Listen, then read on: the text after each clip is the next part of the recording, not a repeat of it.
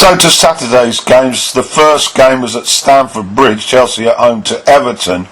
Dania was back in at left back, Baines back on the bench. Other than that, Everton were very much at full strength, but Walcott was also put back on the bench. For Chelsea, well, they had a lot of injuries in midfield. No Kante, no Kovacic, no Jorginho. And so Gilmour was retained after his appearance in the Cup in the week, alongside Bartley. And Pedro and Willian were on the flanks, with Giroud up front. Ancelotti back at Stamford Bridge after 9 years. You may well recall that after he did the double, the following season he finished second in the Premier League and Abramovich sacked him.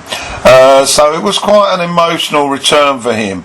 But it didn't prove to be a particularly nourishing one.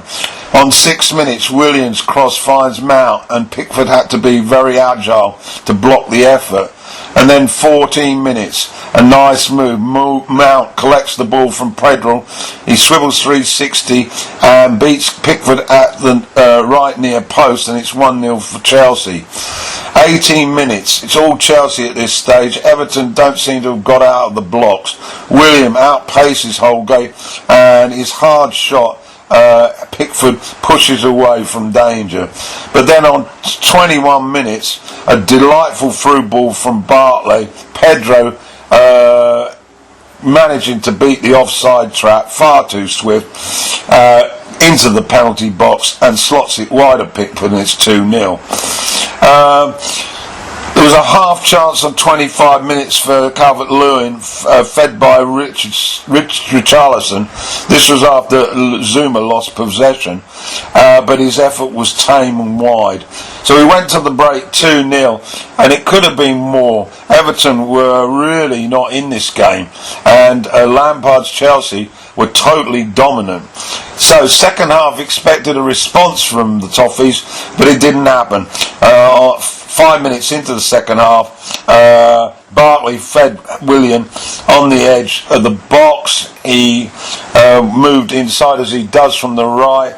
No challenge to him, and he found the corner. Pickford no chance, 3-0. 3 minutes later, it got worse. Willian crossed this time, and Giroud got a boot to it. Pickford was rooted to the spot. Defenders not attacking the ball at all. 4-0 for the Toffees. After that, I lost my internet, but on checking on the results, that was how it finished. Apologies for that. But anyway, a dismal return for Ancelotti. Everton's perceived improvement now really back to the drawing board, and Chelsea, of course, strengthen their position in 4th place. Final score at Stamford Bridge: Chelsea 4, Everton 0. Okay, so the final match on Sunday was the Manchester Derby at Old Trafford, Manchester United versus City. I inadvertently may have shared an error with you in the prediction show.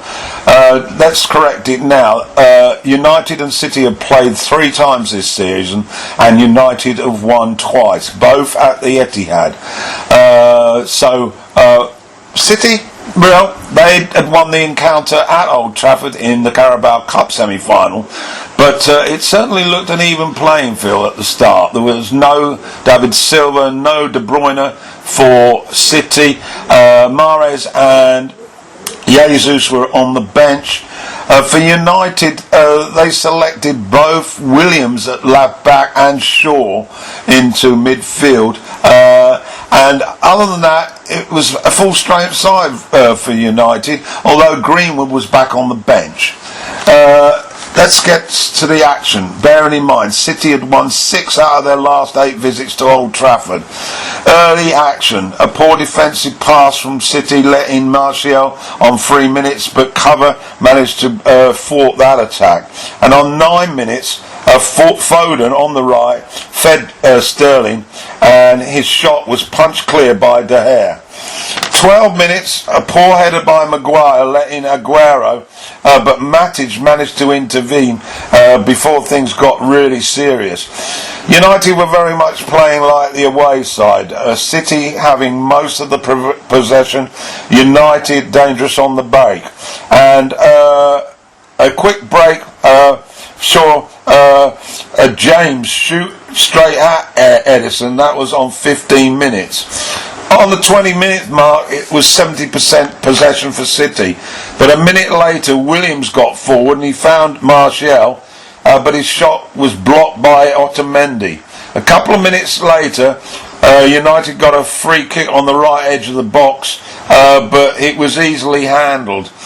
And 27 minutes, again, the possession with City, but the chances falling to United. Martial outwitted Fernandinho, and he's got his shot away, but Edison managed to grab it, and so the danger over.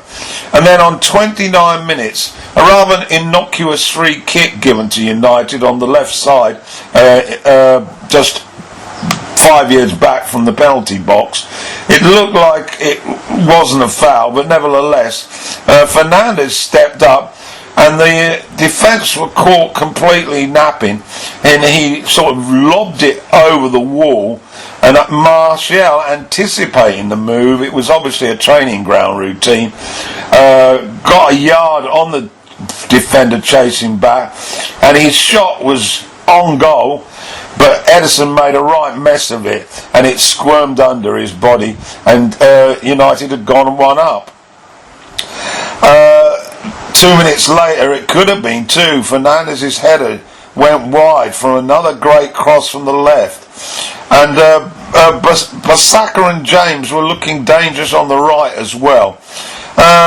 Fred got a yellow card for diving, which was not correct.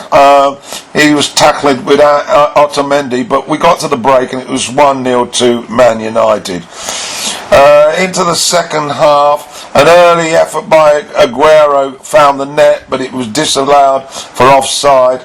And then Edison lost control near his goal line, and it nearly gave a second for Martial, but the danger went away. 55 minutes then, a great drive by Foden was tipped over by De Gea, and then Guardiola rang the changes.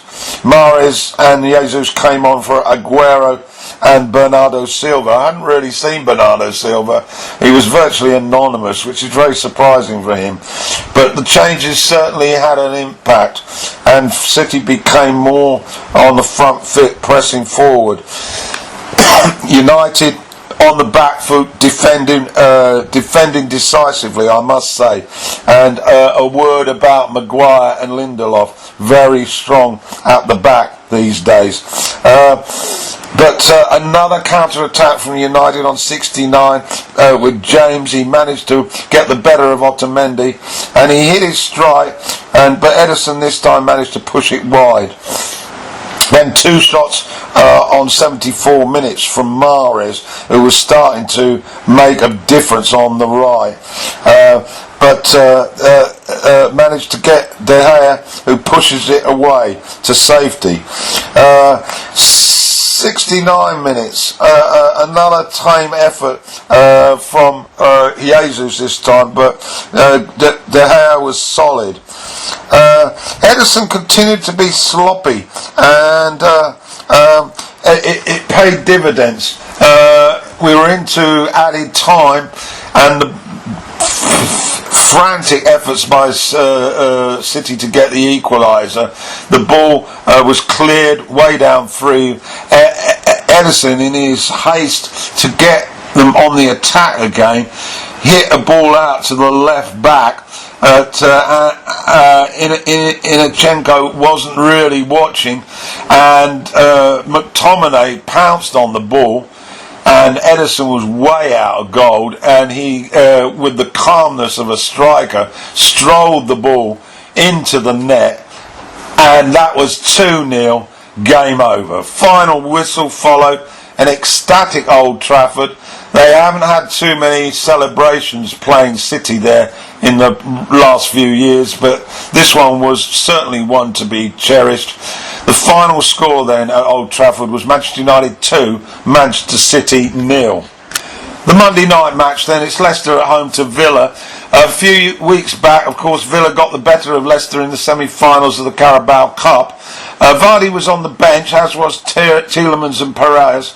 No Chilwell. Justin in at left back, I don't know him really. For Villa, El Ghazi was on the bench, El Mohammadi and Kamba playing for Villa. 9 minutes, an early chance for Leicester, and Evans' header was scrambled away by Reina.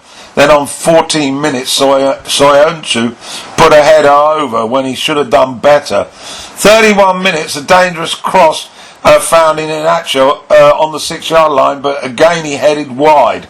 We'd seen nothing of Villa up to then. And then on 39 minutes, Brighton clipped the ball over the top down the left. Barnes, hell for leather, ran onto it. Reina decided to come out of his goal. Barnes clipped it past Reina. The goal was gaping, and Barnes moved into the penalty box and slotted it wide of two defenders frantically trying to get on the line. So 1-0 to the Foxes. That was the score at the break. Second half, things got worse for Villa.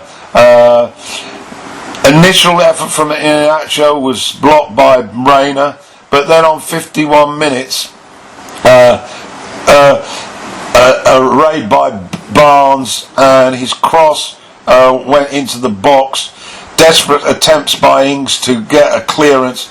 It touched his arm. VAR checked it, and a penalty was awarded. At this stage, Vardy had come on, so he stepped up, slotted the penalty home for 2-0. And after that, things got decidedly worse. Vardy managed to head in from the side of the box following a break. His cross was blocked and the ball came back to him, and he reset and beat Reina at the near post. So that was his brace, 3-0. And then 6 minutes from time, Barnes connected from another cross from Brighton, and he connected in style, and that was 4-0. Dreadful day at the office from Villa, but Leicester, they found the winning touch again, and they took this game by 4-0. So that's week 29 finished. Let's have a look at the tables first. Liverpool back to winning ways. They're on now, would you believe it, 82 points from 29 games. That's an amazing 25 points ahead of City. In third are Leicester on 53 points. They're 5 ahead of Chelsea on 48, who are 3 ahead of Manchester United, who now have a 2-point gap between them and 6th place Wolves on 43. Sheffield United are also on 43, and Tottenham down in 8th on 41, with Arsenal just behind them on 40. Into the bottom half now, and Norwich is still there, of course, at the bottom. Another defeat, 21 points. 4 behind Villa, who are on 25. And then we've got Watford, West Ham and Bournemouth all on 27. Just goal difference separating those. Brighton are next up with 29, and then there's a 5-point gap between them and Southampton, who are in 14th place on 34, and Newcastle are now up to 13th on 35.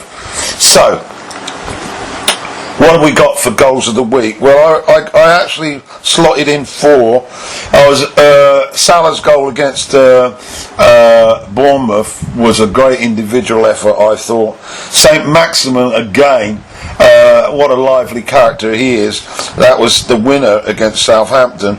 And Ayew's strike from just inside the box to elude 2 defenders was impressive against Watford, and Mount's goal against Everton. I'm going to give it to Ayew. I think he has become a really hot property up front, and that's my goal of the week. Okay, we got Champions League coming up this week and next week, so I'll be doing some sort of show for that. Have a good day.